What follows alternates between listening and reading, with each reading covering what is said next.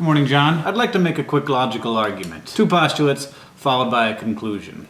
Postulate 1, creating is terrifying. Postulate 2, everyone creates. Logical conclusion then being that everyone is terrified. It's actually not creating that's terrifying. It's sharing the creation, or even the thought of sharing the creation that's terrifying. Because once your creation is in front of another person, you have lost all power. You've gone from a situation in which you have maximum amount of power over this thing that you have made to no power. You have nothing. That's not true, actually. You have all of your hopes and dreams and values and aspirations and days or weeks or months or years of work that you've poured into this thing that you're now sharing with the world, and the world has every right to despise. So yeah, terrifying, right? Now onto the second postulate, that all people are creators. And now we've sort of been set up to believe that this isn't necessarily the case, that we live in a world where Steve Jobs makes an iPod and we buy an iPod. But that's not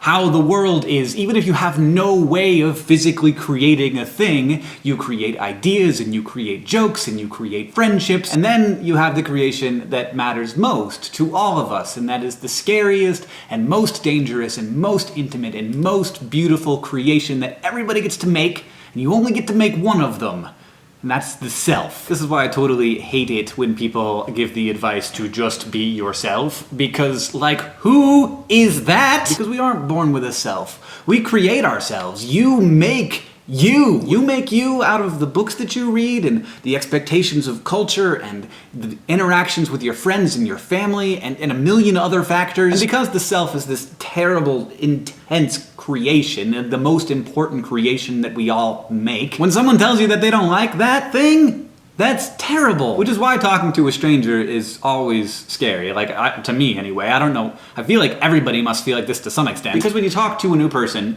you are making you inside of them.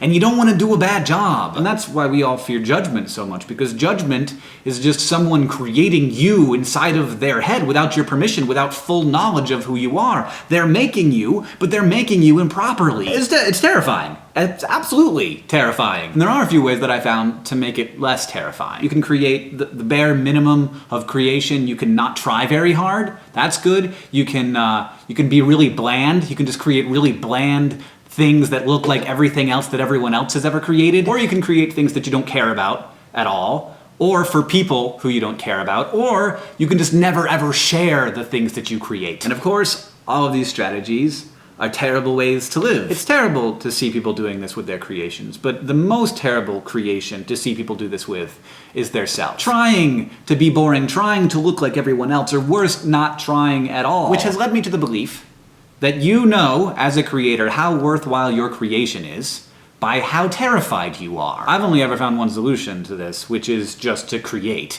To create in spite of fear, and to create constantly. To create for children and adults and your parents and your idols and your peers and your community, and to consciously be creating yourself every day. To make you the you that you feel best inside of. And create friendships, because I honestly believe that friends are the commodity by which we should all be judged. It's the only way that I've found to temper the fear of creation, just to create constantly. Because to be clear, the fear doesn't go away, you just get more comfortable in it. John, I'll see you on Tuesday.